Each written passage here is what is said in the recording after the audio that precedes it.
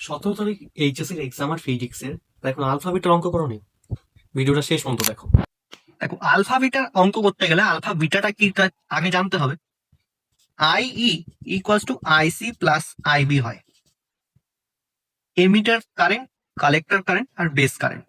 আর beta মানে হয় IC by IB, আর আলফা মানে হয় আইসি বাই আইই। এবার আমরা আলফা বিটার সম্পর্কটা দেখব।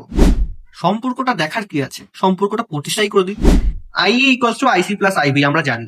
এবার উভয় পক্ষকে আইসি দিয়ে ভাগ করে দাও, তাহলে IE by IC is equals to IC by IC plus IB by IC.